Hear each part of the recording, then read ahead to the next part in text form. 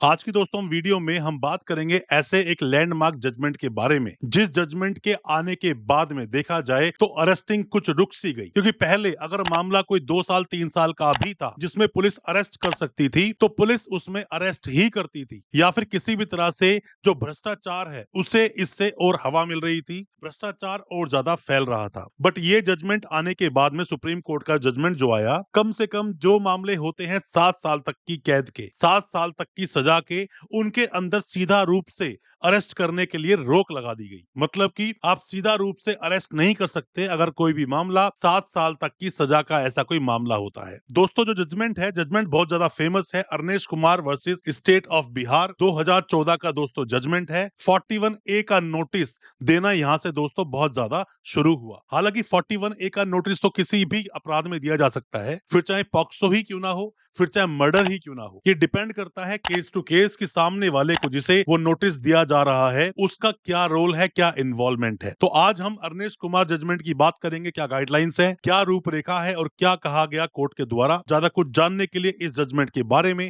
दोस्तों बने रहिए हमारे इस वीडियो के साथ। नमस्कार दोस्तों, फिर एक बार स्वागत करता हूं आप सभी का अपने इस यूट्यूब चैनल पर जिसका नाम है क्रिमिनल प्रैक्टिस और मेरा नाम है वीरेंद्र। दोस्तों हालांकि हमने पहले भी बहुत सारे जजमेंट्स पर अब तक वीडियोस बनाई है और मैक्सिमम ऑफेंसेस के जजमेंट्स आपको हमारे इसी चैनल पर मिल जाएंगे। तो बाकी और भी जजमेंट्स के लिए जो भी जजमेंट पर आप वीडियो चाहते हैं कमेंट बॉक्स में लिखकर बताएं, या डिटेल में चाहते हैं तो भी बताएं ताकि हम उस पर आपके लिए एक वीडियो लेकर आ सकें। तो इस केस के थोड़े फैक्ट्स के बारे में जान लीजिए। जो कि पत्नी है जिसका नाम श्वेता किरण है, जो कि 2007 में इन दोनों की शादी हुई थी, जिसके बाद में कुछ वक्त के बाद दोनों के बीच में खटपट शुरू हो गई और ऐसे में पत्नी के द्वारा पति पर लगाए जाते हैं कुछ आरोप। जैसे कि उसमें ऐसा कहा गया कि सास ससुर ने 8 लाख रुपए मांगे, मारुति कार मांगी, एयर कंडीशनर मांगा, टेलीविजन मांगा, और ये सब मांगने के बाद में एक और चीज देखी गई कि जो लड़का था उसको भी बोला गया कि हम तेरी दूसरी शादी करवाएंगे। तो दूसरी शादी करने की धमकी भी दी गई इस महिला को। जब ये सब चीजें हुई तो उसने जाकर पुलिस में कंप्लेंट कर दी और जो कंप्लेंट दर्ज हुई 498A में। यहां से दोस्तों ये केस शुरू होता है। हालांकि आज भी अगर हम 498A को देखते हैं, जो कि BNS का सेक्शन अभी 85 बन गया है, इसमें आज भी इम्प्रिजनमेंट सजा का प्रावधान देखें तो 3 साल तक का है। तो क्या आज किसी को अरेस्ट किया जाता है डायरेक्ट रूप से? दोस्तों नहीं। इस केस के बाद कुछ गाइडलाइंस भी दी गई कि इन गाइडलाइंस को फॉलो करना बहुत जरूरी है, वरना पुलिस पर कार्रवाई की जाएगी। इवन मजिस्ट्रेट साहब ने भी अगर कुछ गलती कर दी इस केस में तो उनके ऊपर भी डिपार्टमेंटल इंक्वायरी, डिपार्टमेंटल जांच की जाएगी। दोस्तों वीडियो को आगे बढ़ाने से पहले मैं आप सबको बताना चाहूंगा, आप में से कोई भी नए वकील साहब है, कोई भी लॉ स्टूडेंट है, कोई भी अभी कानून की जानकारी ले रहा है, या आप पर कोई भी केस मुकदमा दर्ज हुआ है और कोई भी किसी भी तरह के सवाल आपके दिल में है, कुछ भी आप पूछना चाहते हैं, दिए गए नंबर पर व्हाट्सएप करें, आपको हम रिप्लाई जरूर करेंगे। हो सकता है हमारे किसी रिप्लाई से आप अपने केस से बाहर निकल सके। अब आते हैं वीडियो पर वापस। 41A को कुछ इस तरह से आप समझिए, जहां पर सिर्फ 41 की अगर हम बात करें तो वहां बोलता है व्हेन पुलिस में अरेस्ट विदाउट वारंट, जहां पर कि पुलिस बिना किसी वारंट के आपको अरेस्ट कर सकती है। बट यहाँ 41A में बोला गया notice of appearance before the police officer, मतलब कि एक नोटिस आपको दिया जाएगा कि पुलिस ऑफिसर के सामने आकर आप पेश होइए, उसे कुछ सवाल जवाब पूछने हैं। तो ऐसे में यह बोला गया कि अगर कोई भी ऐसा अपराध होता है जिसकी सजा 7 साल या 7 साल से कम है, 7 साल तक के वाले मामलों में आप सीधा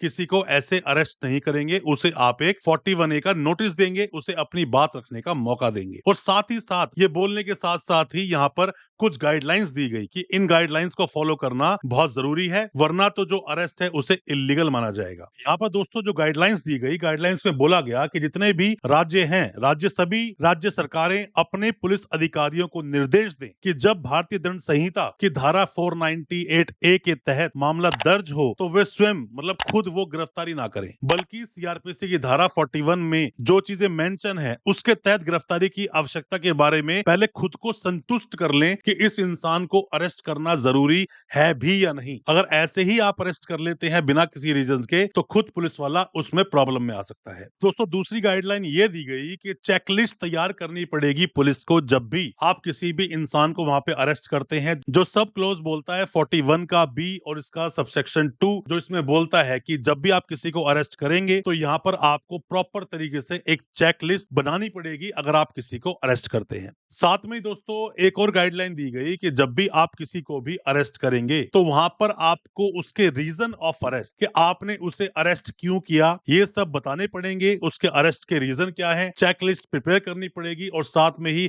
मजिस्ट्रेट साहब को उस वक्त देने पड़ेंगे जब आप मजिस्ट्रेट साहब के सामने जाके पेश करते हैं। ये एक और दोस्तों गाइडलाइन दी गई। दोस्तों यहाँ पर सिर्फ पुलिस को ही नहीं, यहाँ मजिस्ट्रेट साहब का भी रोल मेंशन कर दिया गया कि मजिस्ट्रेट साहब के सामने जब भी किसी को लाया जाएगा तो वहां पर वो चेकलिस्ट को देखेंगे, साथ में ही ऑथराइज करेंगे डिटेंशन, मतलब किसी को जेल भेजने से पहले उस चेकलिस्ट को चेक करेंगे और खुद को सेटिस्फाई करेंगे कि यहाँ पर किसी को जेल भेजने के लिए रीजंस ठीक तरह से मेंशन हैं भी या नहीं। साथ ही साथ दोस्तों यहाँ पर एक गाइडलाइन और भी आई कि कभी भी, जैसे कि decision not to arrest, police वाले कई बार किसी इंसान को अरेस्ट नहीं करते हैं। कई बार साठगांठ हो जाती है, कई बार पुलिस की मिलीभगत होती है, कई बार पुलिस के जानकार लोग मिल जाते हैं। तो ऐसे में अगर पुलिस किसी को अरेस्ट नहीं करती है तो ऐसे में 2 हफ्ते के अंदर अंदर रिपोर्ट करनी पड़ेगी, बताना पड़ेगा कि मैंने इस इंसान को क्यों अरेस्ट नहीं किया। मजिस्ट्रेट साहब को ये बताना पड़ेगा। पर दोस्तों आपको क्या लगता है, इस गाइडलाइन का फॉलो किया जाता है? साथ में ही छठी गाइडलाइन ये दी गई कि नोटिस ऑफ अपीयरेंस। अब किसी भी इंसान का ऐसे अपराध में नाम आया जिसकी सजा 7 साल तक की है, तो ऐसे में आप सीधा उसको अरेस्ट नहीं करोगे, आप 41A का एक नोटिस दोगे,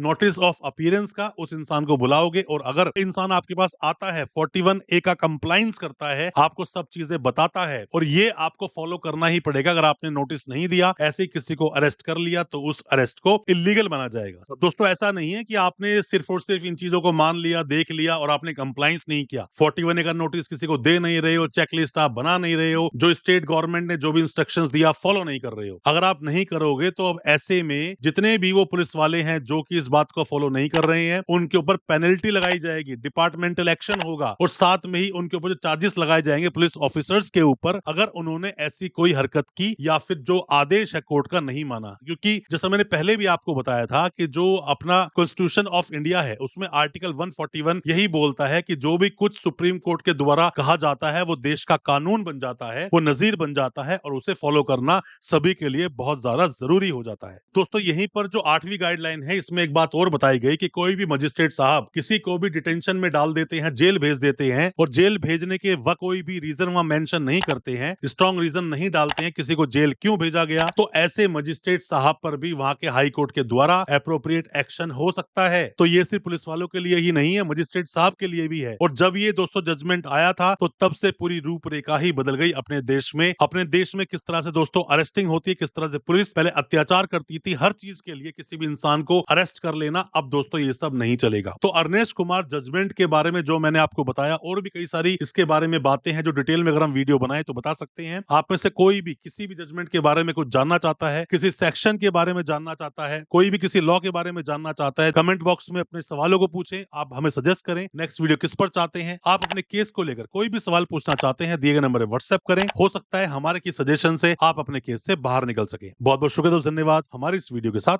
बने रहने के लिए।